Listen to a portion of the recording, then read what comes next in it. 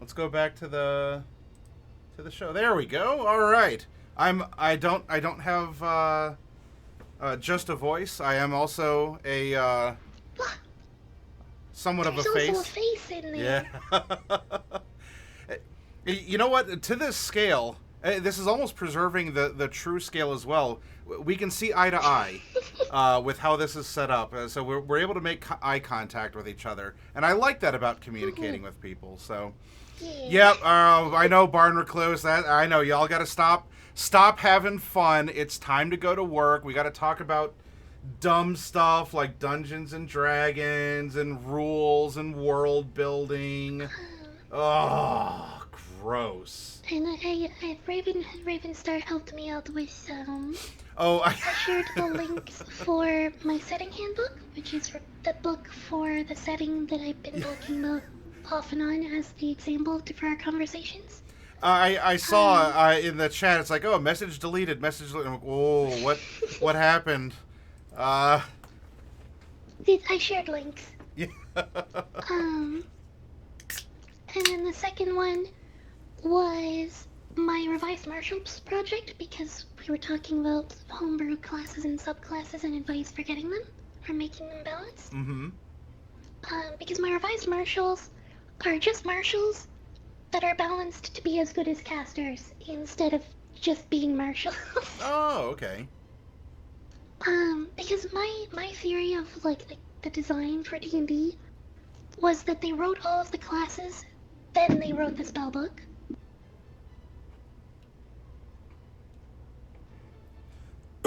Pardon. Mm. Like they wrote all the martial classes, then they wrote the spell book, then they wrote the Mm. spellcasters. That's my theory. Or the spell like classes were written by people who did not participate in writing the spells. There may also be well it would whoop, there you go. It might be unstated. Magic might be considered to be a rarity in D&D. However, as most play it or it's taken, there's almost that video game mentality of, well, if it exists in the game, it should be used all the time everywhere. Which is why there's often a frustration, and people go, "Man, Magic just seems to break the game." Well, it does because that's what Magic is, the exception to the rule that might exist.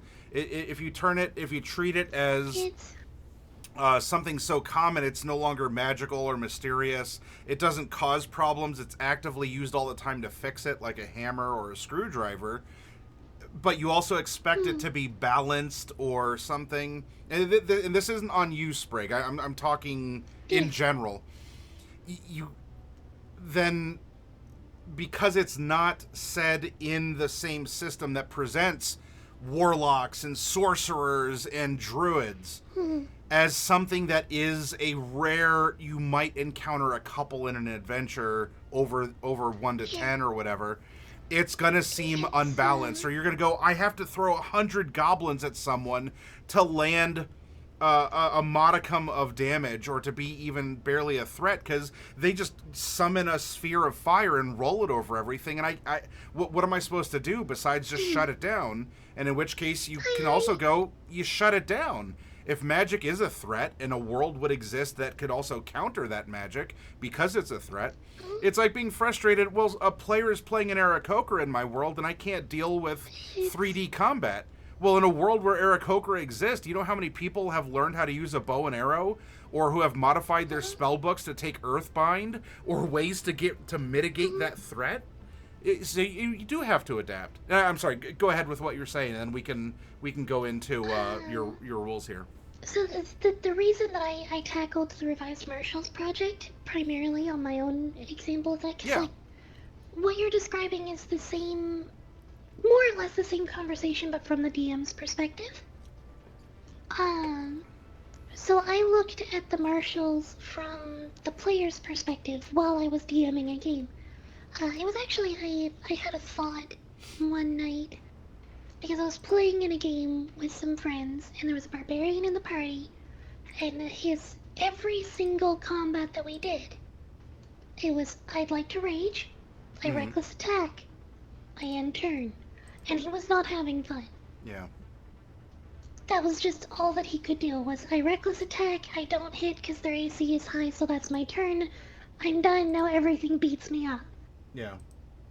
Um, so in that vein, I wrote my first revised martial was the revised barbarian. I wrote a system where rage was turned into a resource, and there was more decision making, and more like things you could do than just hit thing. So it was important to me when I did it. I wrote a project where rather than just making all of the martials stronger, I did make them a bit stronger. But primarily it was I gave them more options to take, more things to choose in every turn during a combat or during any encounter, whether it was combat or social. Because a spellcaster, to use a wizard as an example, at level 3, I believe, gets 4, 5, 6, 7 spells plus cantrips. So a level 3 wizard has 7 spell slots plus 3 cantrips, so they have 10 spells that they can use for all these different things, and all of the same mechanics as a martial character. So every turn they have 10 more options than any martial character does. So that was why I wanted to do the revised martial project, where I gave at least like 3 or 4 more options. Do you think, and this is completely anecdotal, it's fine if that's the case, do you think that there's a broad timidity, people are timid about having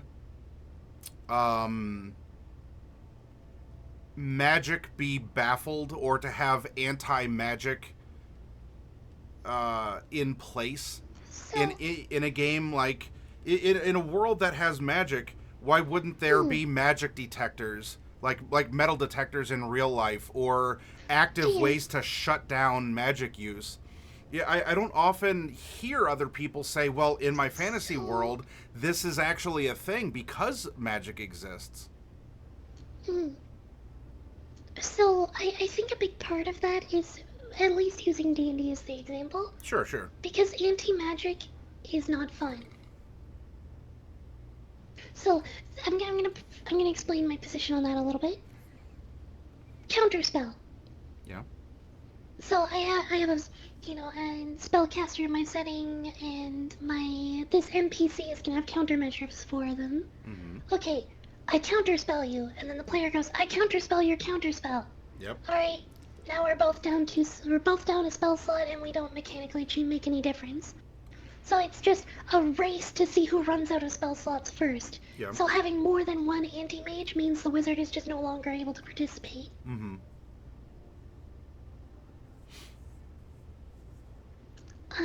So I wrote in my setting handbook, it's not very good, but I wrote a system called a Spellcaster's Duel, where instead of going, I'm gonna throw a spell and then that's that, a spellcaster can go, I'm gonna duel that person, and then the two of them are now fighting in a unique, like, wager-based rock, paper, scissors, where they have to try to burn one another out first, without losing any of their spell slots, so that they can turn their spell slots on other things in the fight.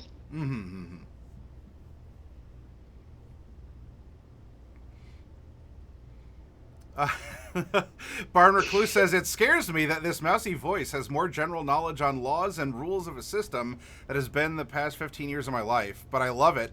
Let's just give her the stream. Well, this is no longer the Hero Zone. Although I will say, Barn, if you are not watching, I'll give a shout out in this segment to you as well. Go watch. Kobold Sprig is broadcasting on her channel as well. So go over and give her a follow and give her a look. And I like, part of the reason I'm so familiar with the rules is like, I started playing AD&D. Now I have to do some math for a second. I started when I was about 5. So nearly 22 years ago. You're ancient in kobold years. This is... Yep. Old Grandma Sprig over here. You're listening to your elders, everyone. Actually, you know what? A kobold-style rocking chair. Not only would you need to accommodate for the tail and have safety measures for the tail and the rockers, but it might almost like you'd almost want it so that the tail could help propel the rocking chair as well. So, um, Um, yeah, Barn Recluse, it's fine to be a nub. You can be a nub. mhm. You'll grow out of it one day. Oh, thank you for the follow, Barn Recluse. Um, yeah, I've just, like, I learned to speak English at a D&D table. I've played Mutants and Masterminds, Dungeons and Dragons of every edition at this point. I've played Chainmail. Mm-hmm. I've played Rogue Trader. I've played Dark Heresy. I've played Edge of the Empire. I've played dozens of tabletop RPGs. And I've been actively playing I've been actively DMing for 5 years now. And I've been actively, like, sub-DMing, like, running one-shots and stuff for 15 years, I think. She was born in the tabletop, raised by it. But this is in part why Sprig and I get along so well. She has a lot of real and life experience. Well, I mean, in real life experience with living a lot of a very cool and interesting life, but also in the worlds of fantasy and sci-fi as well. And it always leads to wonderful conversations. And I will say as well, she has very level-headed and practical approaches to things too. As much as it's fun to have goofy and silly kobolds, she does bring a good measure of common sense and a wonderful sense of purpose to a lot of these conversations as well. So she's an excellent collaboration partner, and hopefully, as we complete this exercise, I would love to look at another workshop to run, like more than even just a guest star. Maybe it's something that we can plot and plan for. But you know what? We'll worry about that later. Tonight we are here. Yeah. Let's use what you wrote as an example to prime us to go into the custom.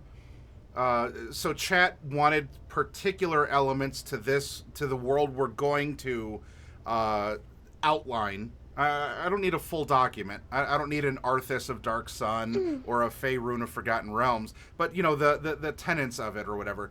Let's look at what you have done. Talk about why you included a revision, or you excluded a spell, or you whatever you did to reinforce the themes you wanted in your version of a D&D world. So in Sprig's world, ... There we go. So, for starters, I'll just, like, go from top of this page down. Revised Initiative. This is something that I've been working on for my own tabletop RPG system that was adopted into here as a temporary thing, but it's not actually being used. What I've been running more recently, I've been running a Revised Initiative system for my D&D campaigns. For my campaign, what I've been doing is I actually got rid of the turn system entirely. Shard has been running a campaign as well that also ignores the initiative system. What we're using is something that I've taken to nicknaming the Heroic Initiative. Okay.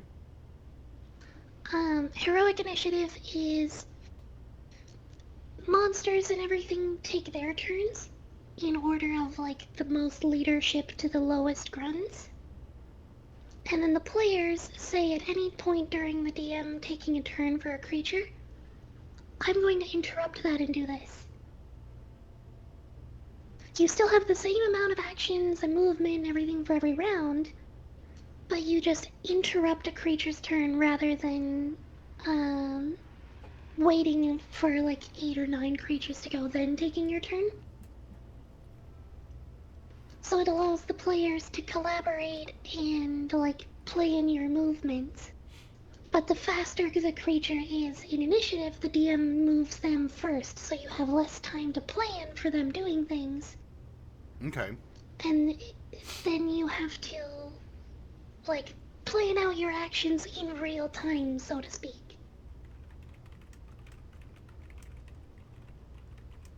So if you don't take all of your actions by the time it gets to the end of the turn, the DM reminds you, you have these things left to do, or they remind each other these are the things you have left to do. But it allows you to collaborate in ways that you can't in a traditional, like, your turn, then your turn, then your turn, then your turn. Okay. So that's where, like, that revised initiative thing is it was just lifted verbatim from another project that I've been working on that's unfinished. And then a brief explanation of how I've been using it in my D&D campaigns. And that kind of a stress test, as much as we can theory craft and put rules into a system or even remove them, until you're trying it at a tabletop and you're subjecting it to the randomness of dice, or you have players who are going to twist it in ways you never thought of, we can just sit down and say, well, on paper it seems like a good idea, but really until you're trying it and you're tweaking things here and there. So it's an excellent approach. All right, please do continue.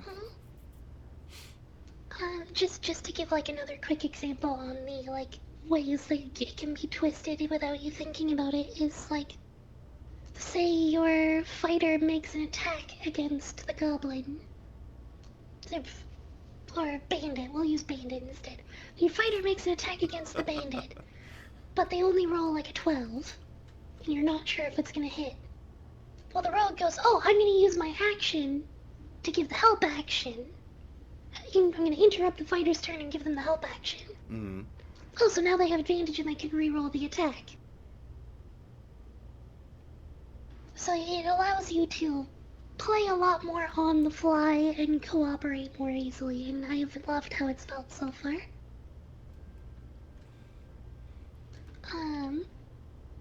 And are people having fun with it? The ultimate question? Yeah, my players have been having a good time with it. Good. Shard's group's been having a good time with it. They haven't been quite as, like, flexible on it, I guess because they're not, like, as used to playing with my barrel of monkeys of extra rules. Yeah. Also, this could be important. Is Shard's game an in-person game or online? It is online as well, Okay. actually. Okay. She streams it on Saturday afternoons on one of her players' channels on Twitch, Oh. Delilah. Okay.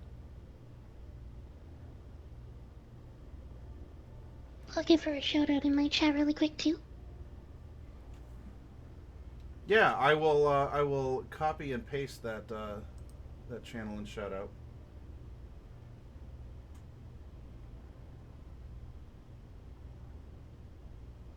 Yeah, Shard is running it's a randomly generated hexcrawl survival campaign with Gestalt rules.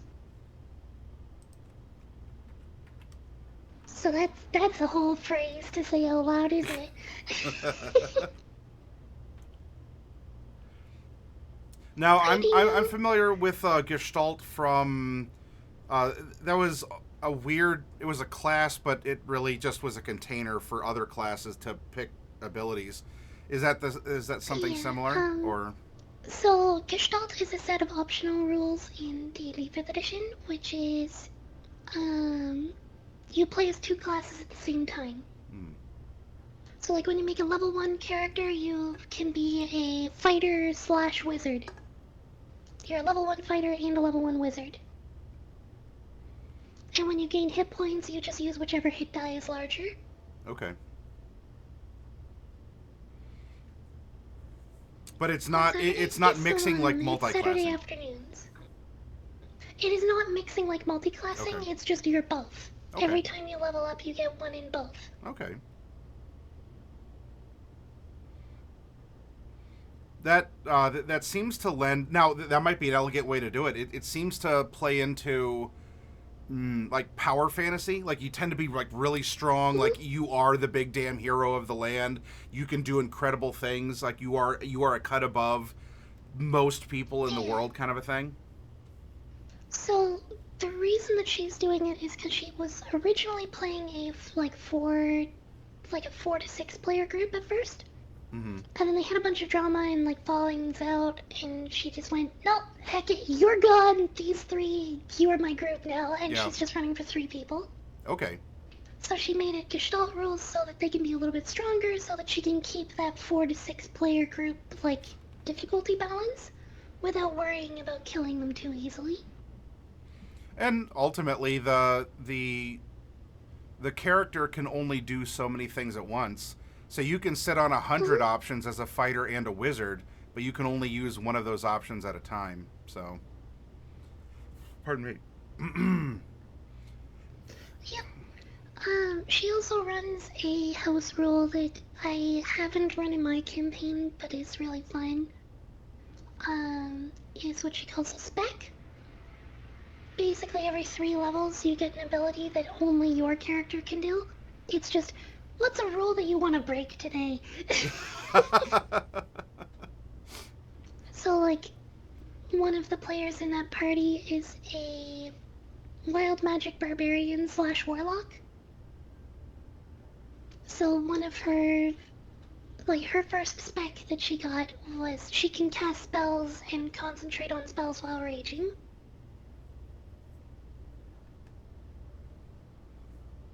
And people are having fun by breaking the rules? Oh, gross. Oh. Oh.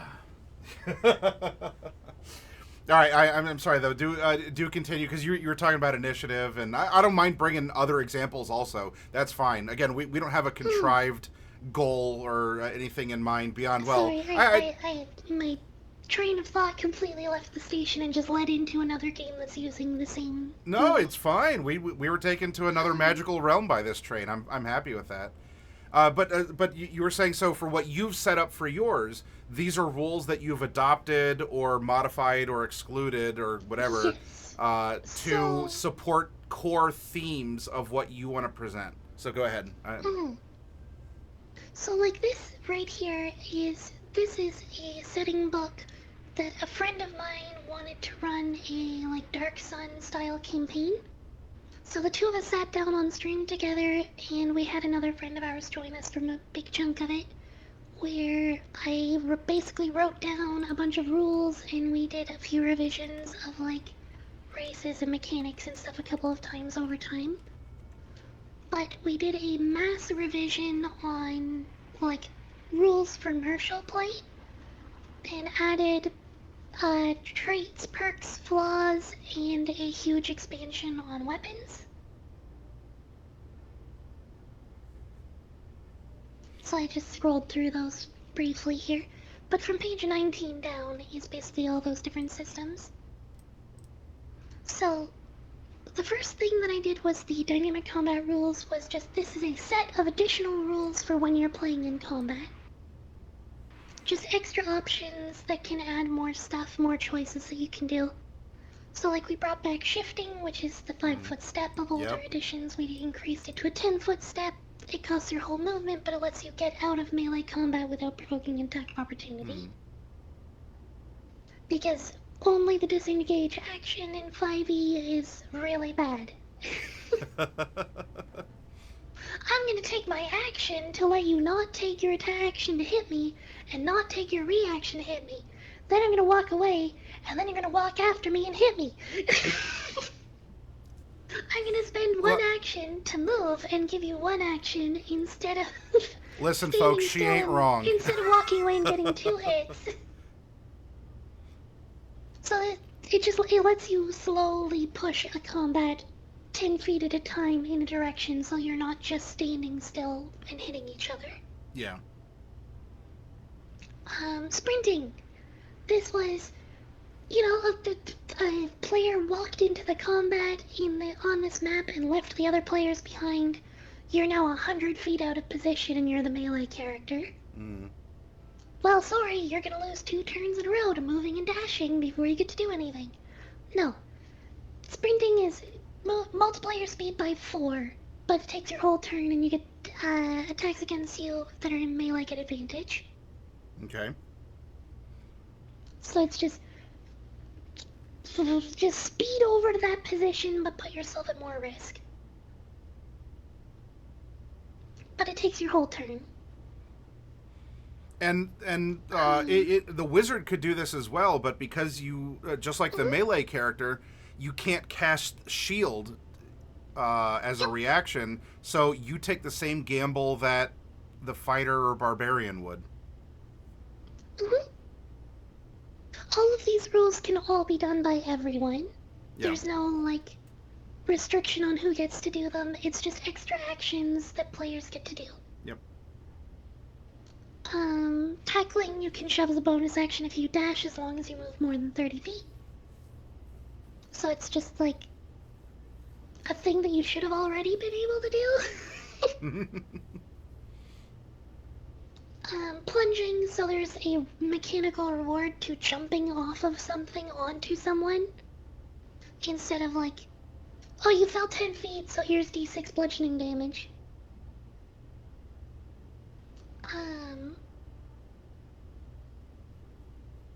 I also use the safe jumping rule, if you're familiar with that.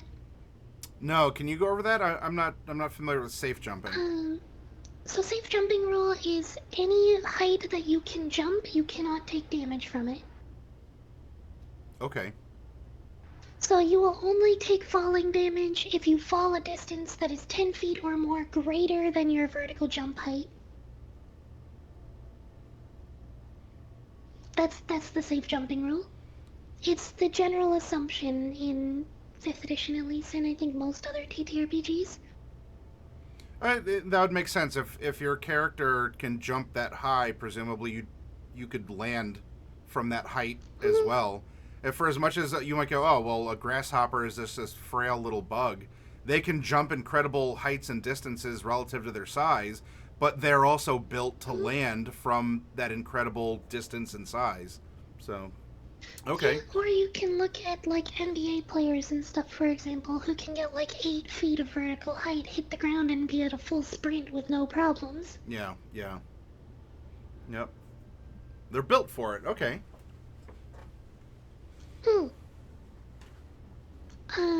And it's like, to use a weird edge case example, my character design actually, like my model, is designed after a character that I played in a D&D campaign at one point. I had a really dumb idea because when we were making our characters, we started at higher level and the DM gave us the option to start with a couple of magic items.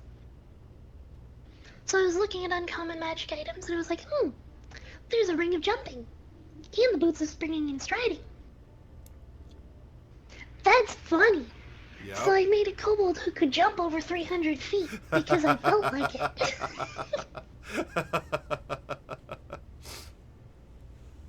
I didn't get any extra movement speed, but the way that we ruled it for the campaign was every turn that I'm airborne, I must use my dash action until I land. You know, for as much as we talk about, or some people argue, are kobolds dogs, rats, or some sort of dragon or lizard? You know, very powerful legs and such. What if kobolds are actually just kangaroos? Just... He knows too much! Oh, no! This interview's over. I gotta get out of here. Look, they both begin with K. Oh, man, I'm making connections. This is big brain stuff. yeah, kobolds are just fantasy kangaroos. They got the tails. They do have the snoots. It's just like, I guess a kangaroo is a little bit more mammalian than a reptilian, but that's also part of the woo. But really, actually, the kobolds in this setting, like this book that we're looking at right now, are pangolins. I was gonna make a comment, but we're going ahead for the rules there. I saw that you had kobolds, and I'm like, okay, well, I saw this. I'm like, oh, this is the rat dog lizard, and I go down and I said, whoa, wait a minute, what is this alternate art that's down here as well? This is very interesting. Very interesting. Yeah, we flavored them for this setting as pangolins. Yeah, you have the banded skills and everything. Defensive curl. Yeah. Uh, so from what you're talking about, then a lot of these rules, you want to present a very with the reactions, these dynamic, really in broad, the dynamic combat rules, not just movement or whatever. This is empowering people to be able to think more strategically and to do more in the swirl of combat. Instead of I move up and I hit things until one of us falls over, and then whoever does that first, yay, I've won. And So, to give an example, like where this headspace comes from for me, my first DM when I first started playing D&D, he gave me homework every week. I had to watch a Jackie Chan movie. Oh, okay. So the reasoning for that is because the way that he ran his combats was like it was an action movie, like it was a Jackie Chan movie. Role-playing didn't stop when dice rolled. Combat was a constantly moving, constantly flowing thing. So, like, combat wasn't, to use an example with some of the groups that I've played with, you take your turn, you take out your phone, you browse Twitter for 20 minutes. Oh, it's my turn again. I hit the guy. Yeah. And then you go back to browsing on your phone. You didn't do that because you didn't have a reason to do that because it was so exciting and it was so fun. Everything was going on constantly. Yep. So, like, part of the way that I was really spoiled as I learned a long time after that campaign. Everything at that table was like we used actual constructed maps and everything. And like constructed terrain. And Yeah. everything in the terrain was modular and movable. So you could knock down a tree and you'd knock down the tree?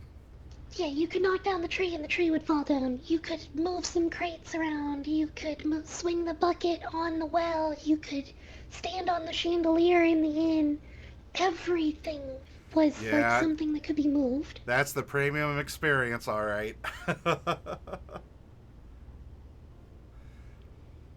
Well, I'm glad then that you want to, in your own way then, with this system, with the people you invite to your table, with the world that's embracing this, you're trying to pass that on to empower people to have these options so that they don't just go, oh, magic missile, because you don't need to aim. You just say, I'm casting magic missile. And how much of that is ever just forgotten of, well, I hold my arcane, even if you want to cut out material components, I hold my arcane focus aloft, and I say the words, blah, blah, blah, and I make the magic finger wiggles. A lot of that, it is reduced down to, well, I swing a sword, I cast magic missile, despite there being a lot of other things to it. And I get for efficiency's sake, or because it is video gamey, and that might just be a cultural thing moving into tabletop from that as a background. But the options here are very encouraging, and I see where then in the worlds that you're presenting, you want people to have those options and to not be bored, because you should be strategizing. Do I want to jump on the crates? Do I want to move it? It's not just a fixed map. It is modular, even if we have to use our mind's eye or online resources on maybe like a 2D bird's eye map in Roll20 or whatever. Yeah. But what I actually predominantly use is, even though I run my campaigns digitally and Shard runs hers digitally, we have a isometric tile set that's made up of modular parts, and then you can still grab and move those parts around. So, like, one of the early sessions in my Tuesday campaign, the party was like trapped at the end of a hallway, and they're like hiding out in a bedroom while a bunch of undead are coming down the hall towards them. So they actually grabbed the wardrobe from the room, pushed it out into the hall, and used it as a barricade to take shelter from the skeleton archers. Oh. Which is like, it's a small thing, but it's an action that you can take in the game to move your environment to better suit your needs in combat, which is exactly the kind of thing that I want to encourage as much as possible. There should always be something you can do with your environment in any encounter, combat or otherwise, that Thank is you for not saying just so. hit the thing. Yes. 100% agree. Now, for the next part here, you have a section for flaws and perks. This is just to further fine-tune your character so that a male human fighter isn't just a male human fighter that's also a male human fighter that's a male human Yes. fighter. So, flaws and perks is like, for every perk that you take, it has a points cost. So you have to pay for every perk with flaws equal to that cost. And then traits is like, you can select up to 2, and then your traits have positives and negatives baked into them.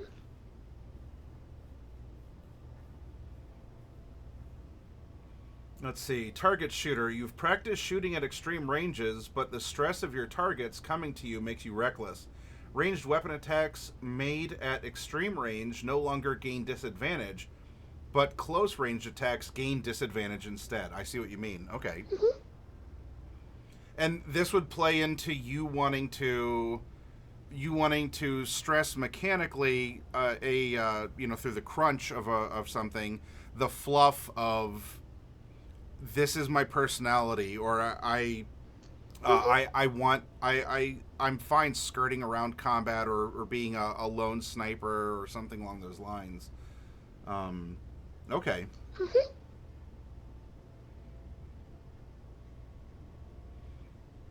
And then your list is a lot bigger than what we find in Chapter 5 of the Player's Handbook here, with your various weapon profiles here. Yes. Like a...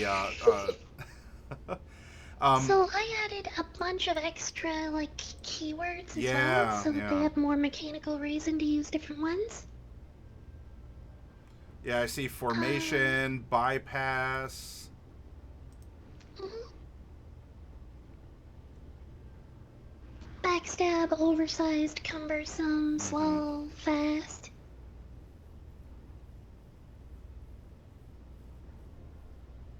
I also added reach X instead of just, like, reach. Mm-hmm. Because, to use an example, pikes were not 10 feet long. Pikes Right were there. like 16 plus feet. Hi, Derek. Hi, Derek.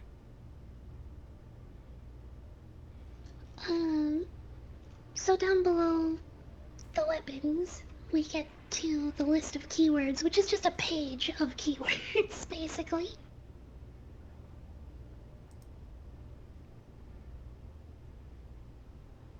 Backstab, weapons using certain skills from the skill tree. Then we have... Which was a system that never quite got fully implemented here, but... Your attacks... so this is formation. Your attacks using this weapon gain disadvantage if there are 2 or more walls within 5 feet. Mm-hmm. So Bypass... it's basically, instead of, for example, heavy weapons in 5th edition D&D are just, this is a weapon that you get disadvantage on using. Just because you're not medium or large. Well, that stinks. So I remade heavy because I understand the idea of heavy.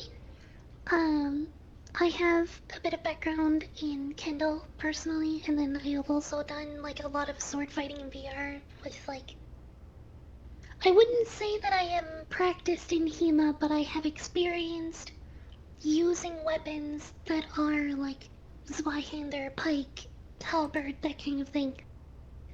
And real life, it doesn't really shatter the illusion because my character's the same height as me in real life anyway. I'm only about 4'2". I'm 128 centimeters tall. So like, a Spyhander that's like 7 feet long is pretty awkward for me to use.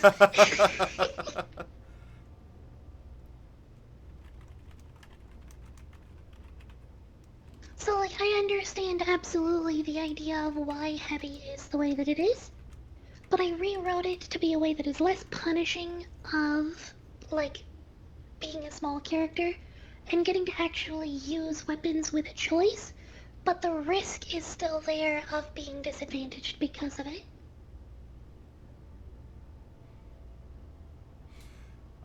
For an example that Sprig gave, or if any of you are reading over this because you went to the site or you're looking here, those are very good examples. Or even if you go, bypass attacks made with this weapon, ignore the AC benefits of shields. You might go, well, that seems really strong. Why wouldn't everyone have that?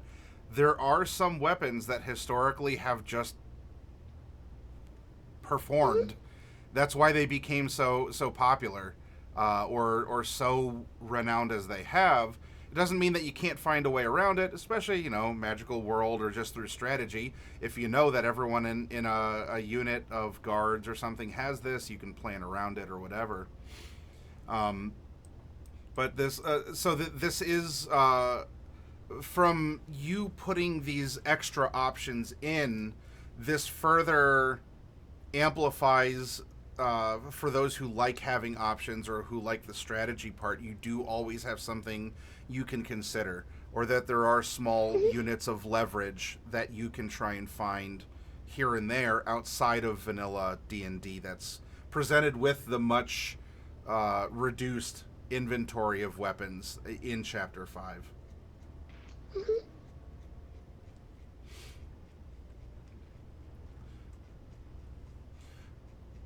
All right.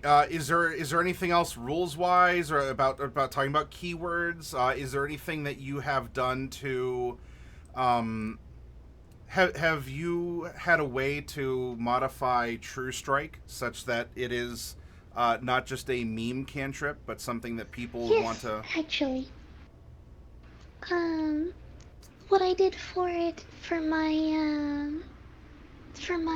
Tuesday campaign is I have a player who is a warlock, and they have a familiar who I gave a modified version of True Strike called Guided Blow. Okay. Which is, it's True Strike, except you select a creature to get the bonus that's within 30 feet of you. So instead of, like, I cast this spell and give myself advantage on an attack next turn, it's, I'm going to give advantage to all of the attacks for that creature this turn. And you saw that was utilized a lot more often without breaking balance, whatever balance means, but Yeah, it's still not that powerful of an effect because it's basically just the help action as a spell. Yeah. It's just by making it a spell that you can cast on someone else instead of on yourself, it gives it a utility and an edge case use. Because True Strike as it is just bad. It's just pointless. It is very much, and maybe this is something that you and I can end up doing, Sprig, as a further collaboration. Obviously, we're going to be seeing the Player's Handbook come out later this year. It's 5th edition, it's not 5th edition, things will be, whatever, modified in some way. That might be fun to sit down together and to review it. I would love to sit down and review it. I know from my read of the playtest rules that they presented, I was very unimpressed. College of Dansbard kind of murdered the martial class entirely. Yeah, I've heard mixed things as well, but maybe you know what, we have to be bold. One by itself. I completely stopped paying attention to 1D&D after that. It was like, a lot of this stuff is fairly okay, and then the OGL stuff happened, and then we got the College of Dansbard, and I was like, maybe I'll just make my own system and leave. Bye. It was. If nothing else, it might be a good living lesson, and I'm sure there's going to be gems in it or things where we could sit back and go, "Thank you." Oh, absolutely. This has been homebrewed by everyone ever since the inception, and other things are going to make our eyes roll. But anyway, that's for the future. I think what we can do then. Yeah. I will keep this up, and we can go back and reference this. And as I talked about in our pre-show, I have some ideas that we might be able to explore. And you also brought up concepts of sci-fi that has magic in terms of what happens in Mass Effect and such. Oh, I had an idea though for like the magic system that we were talking about and presenting the idea for you if you'd like. Um, so Outward is a video game. It's an RPG, low Okay. magic setting. What they have in that game is if you want to get magic, you have to travel to like the nexus of ley lines in the setting, and you have to sacrifice either your max health or your max stamina or both. And the more that you sacrifice, the more magic that you get. Okay. So, the idea that came to mind off of this is having a ability score, having a honor ability score basically, Right. Right. where you have a flat stat, maybe a flat 10 that you have by default, and then you can sacrifice from your ability scores to increase your honor score. And then that honor score would be your magic stat, basically. So you burn your other ability scores to increase your magic score. Okay. I will make a note of this. Let me. I don't need another 5-minute break, but real quick because I did just finish this. Let me get up and grab something, do a quick stretch because we can use that idea and springboard into it. And we'll do this this next section where we're gonna let's have the rubber meet the road. We've conceptualized a lot. We've seen your living example, and let's start on what we're doing here.